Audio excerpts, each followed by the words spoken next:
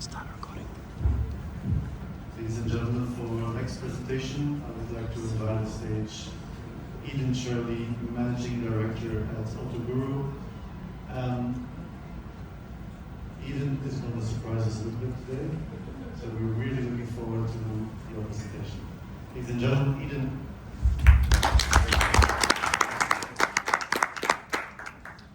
Thanks, Eve. Hello, everyone. Wonderful to be here. Thank you for the opportunity to present. I have got the very exciting topic of digitising maintenance, and I'm going to talk about what is possible and what is coming next. My name is Eden Shirley, and I'm the founder and managing director of Autoguru. So back in 2022, or slightly earlier actually, because it took us a while to build it, but we set about with the mission to digitise fleet maintenance in Australia, and it has extended to New Zealand. And at the time, when a fleet vehicle goes into a service centre for a service, it was a very manual process for that service manager to get an authorisation, because the driver is typically not paying for the service. So they would pick up the telephone, they would call a fleet management company, they would give them a quote, get an authorisation, and do that work. If there was anything else that needed to be done, they'd probably have to call back again. And then at the very end, they'd have to call a third time, or potentially a third time, provide an invoice, and hopefully get paid in the next 30 to 60 days. We created a digital portal that allows a service provider to log in, create a digital quote 24/7, submit that to a fleet controller at an FMC, and get a faster approval and a faster payment. So where are we today? There are 15 fleet management companies in Australia and New Zealand that we consider to be the leaders. Of those, we've got 8 actively trading on the platform already. We now have 3 more onboarding, and there are 4 at various stages of assessing us. This group represents over 1 million vehicles. Servicing the 8 that are live, we have grown our supplier network to 12,000 individual rooftops. All the major groups, all the OEMs. We've got roughly 10,000 in Australia and roughly 2,000 in New Zealand. And the whole platform is underpinned by a big data solution we call MIC. And MIC is plumbed into the government databases to enable us to do rego to VIN, to clearly specify the vehicle. We've got access to live and dynamic service and repair times data from the OEMs. We have OEM and aftermarket parts. And we have over 20,000 SKUs for tyres from all manufacturers. And we have historical data for 36,000 model IDs. We don't book 36,000 different vehicles online. There's over 10,000 that are available. And all of this is combined with behavioural data. Each FMC has their own rules, their own way of looking at each job. It's connected to their internal systems and how they process. We can access vehicle history. We can access parts pricing.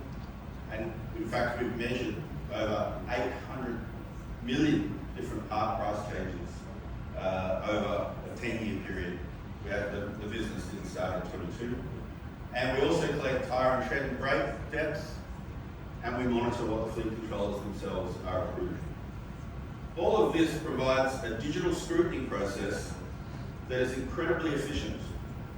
When a service provider logs into the digital portal and they create a quote, MIC pre-prices it for them based on their agreed labour rates and parts markups with each FMC. Every supplier can manage their relationship individually with every FMC on the platform. Now they can edit that quote, but when they submit it, it goes to the MIC data engine, it gets assessed. If that job meets criteria, we can give that an instant approval. But if we notice anything about the job that we think requires human oversight, then we'll push it to the fleet controller queue, and the fleet controller, in simple terms, can assess the job and either approve it with no changes or push it back to the service provider for changes. The user experience that we've created with this platform is beautiful. It's detailed, it's granular. You know, every job has the labour and the parts and everything included broken down. Now, a service provider can edit these, but they know that the MIG engine understands what the cost of these things are. And when they submit that job to the fleet management company, we can again assess it. And if nothing's changed, it's tick, tick, tick all the way.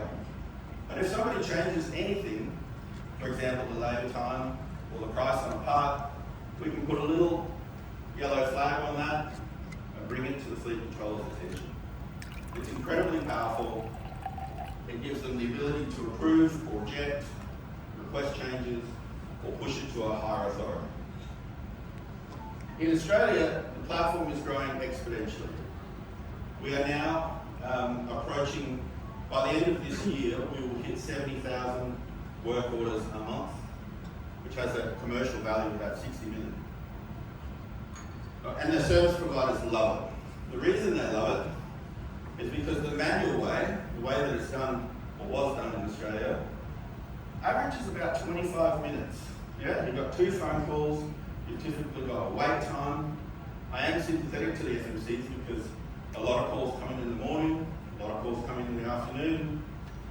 We've managed to get that process down to under 3 minutes from creating a quote to getting feedback, which is an extraordinary, I mean, we're currently sitting at about 46,000 transactions a month. So that's an extraordinary increase in benefit, which naturally also benefits the fleet controller and their customers and drivers. Okay, so the initial benefits, 98% of the quotes are now created online by the service provider. Yeah, so that's no phone call. We have consistency and transparency in the maintenance cost, and that allows the fleet controller to focus on the jobs that they need to look at, and it allows us to auto-approve some jobs that meet criteria. And all of this creates efficiency gains for the FMC, for their client, for the supplier, and everybody in the value chain. So that baseline enables us to do some new and pretty exciting things.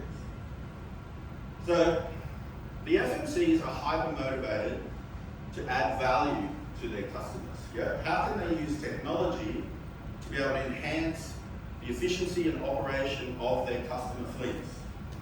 And so now we're in a position, because we've got this digital baseline, that we can start to introduce technology that sits inside of the FMC's client portal itself. So if we bring in the fleet manager, who's not our client, they're our customer's client, and the driver, we can start to do some very cool things.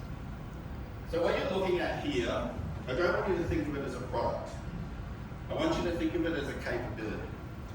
But the idea to give a customer visibility on their fleet. So the FX in the top left corner is a fictitious fleet logo. But that could be any FMC that you know, and Nextcar is their client. And their client has this portfolio of vehicles.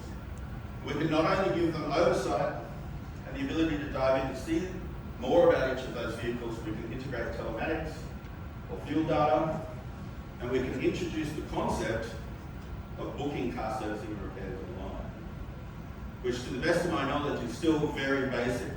Most people do it with an online inquiry form. We can dive into any asset and see a full history of its services and repairs. And we are actually a booking company. So we built a booking engine for car servicing over a decade ago, and we are going to do it in the fleet industry for the first time.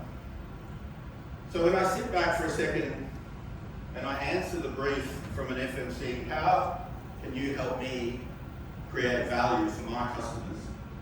Portfolio oversight, digital logbooks, telemetry, and live diagnostics, all combined give us the data we need to automate service reminders and trigger events. Yeah, that becomes proactive. We can schedule maintenance online. We can build better downtime reporting that's actionable. We can respond to factory recalls and potentially even roll in roadside assist and tow. Okay, so everyone's talking about AI, and obviously the latest trend is definitely agents.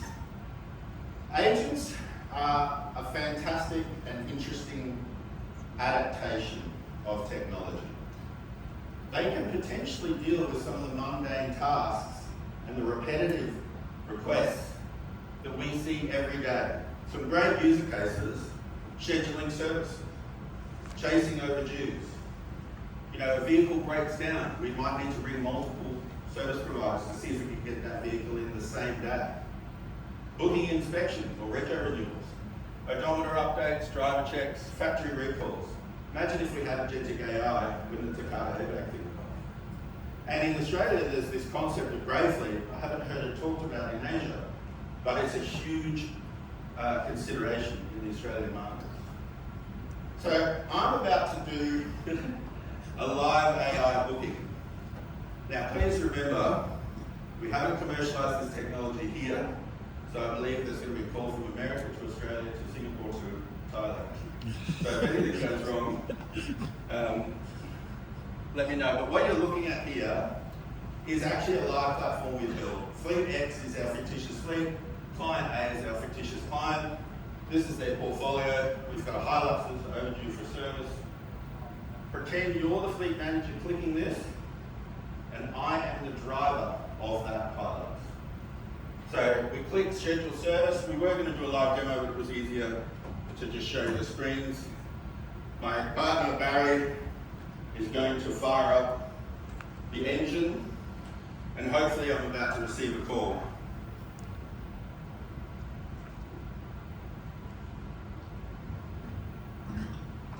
Hello, Eden speaking.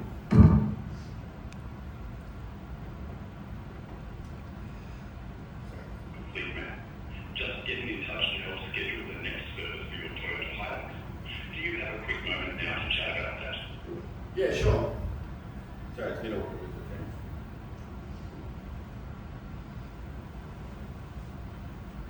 Great to hear. Our records show that your last service was with Toyota Southside. Are you happy to go back to them for this service? Yeah, those guys are fantastic. Thank you. Perfect. Now, looking ahead to next week, our records show that Toyota Southside has good availability on Thursday the 19th or Friday the 20th. Do either of those days work for you to drop the car off?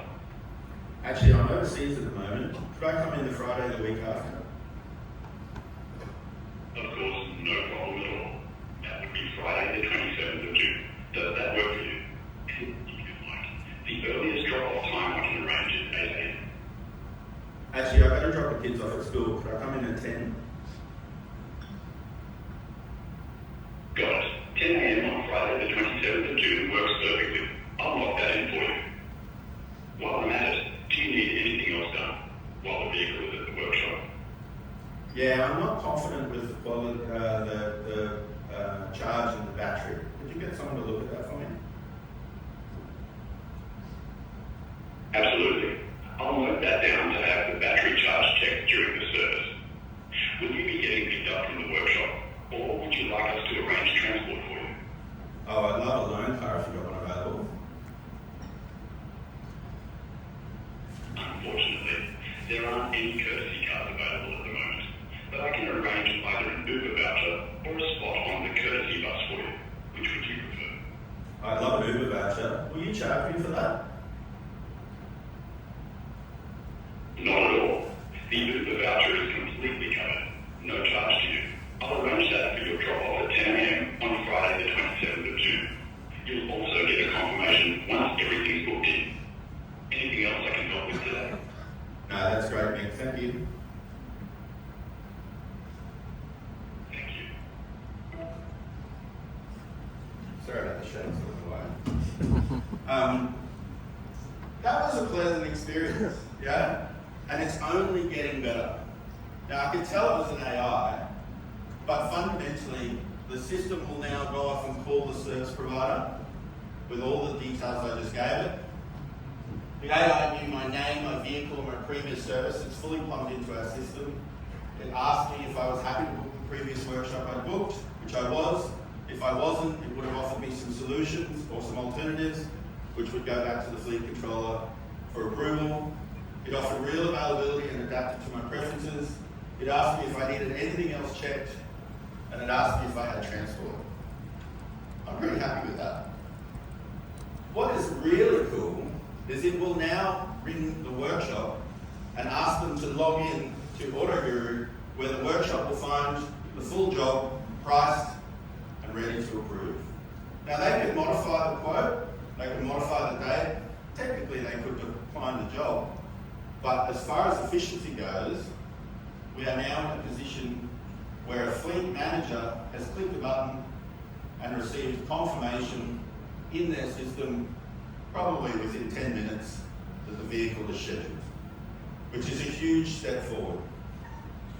This sort of technology sets us up for two key milestones, which everybody asks us about: downtime management and predictive maintenance. Downtime management is not as easy as it sounds, but we already have advanced asset identification. We have just started to track the start and end times of these jobs. We are now categorizing, because we care very much about structured data, all of the types of scenarios that cause downtime, whether known or intended versus reactive, a breakdown or something unplanned. And we're changing our system to be able to integrate voice, AI systems and data capture at the fleet manager level, at the fleet controller level, at the service provider level, and the driver level. That's the base foundation that we need to be able to truly report on duration and frequency in the dashboard. That's the data we need to be able to start to analyze a root cause of downtime. And it's through that and further investigation by the fleet manager that we can then summarize with AI and give the FMC and their client the data that they need to do a true impact assessment. And the holy grail, predictive maintenance. I hear that sort of get talked about all the time, and I spend a lot of time thinking about it. Data collection is the foundation of predictive maintenance, no doubt. Digitization is necessary to do this dynamically. So we definitely need, obviously, all the things that we've got. Even if you don't have a fleet management software, as long as the maintenance records are being centralized in the data lake, as long as we can integrate, if it's available, onboard sensors, diagnostics, telematics, even driver behavior, we can start to build a clean data model, which is necessary to do anything predictive. So the net result is we need to identify the indicators, enable real-time data feeds, and then we pull out the machine learning. And we're interested in the maintenance plans, we're interested in the repairs, and we're certainly interested in live availability and resource optimization. That's how we will get to a true predictive model. So I'm going to close out by saying a couple of quick things. The moonshots that we're looking at, and by moonshots I mean what are the aspirational outcomes of our technology roadmap? We certainly want to build a global network. We believe that Asia is prime for digitization. Not only do you have rich cultural diversity, you've actually got the complexity of a multi-region solution and customers that are operating in multiple markets. We want to be able to connect with the vehicles. The only way we'll do that is by having enough scale that the manufacturers lead in. We obviously want dynamic positioning, and we want to build a conversational architecture. We need this to be multilingual. We need this to be voice. We need it to be on mobile. And we need live availability. We need to know when we can get those vehicles looked at, and it's got to be efficient. And this will all result in a proactive solution. I strongly believe this, and I'm aligned with the theme, working together, we can digitise maintenance. It's how we did it in Australia and New Zealand, and I believe that that's the path here. Thank you. Thank you. Great to have you and your presentation. Artificial intelligence, yes, it is with us today, and you don't need to be scared. It can even help you. We have seen that with the call of Eden, and thanks to Auto Guru. Thank you very much. We now have our first coffee break of the day. I hope that you already enjoyed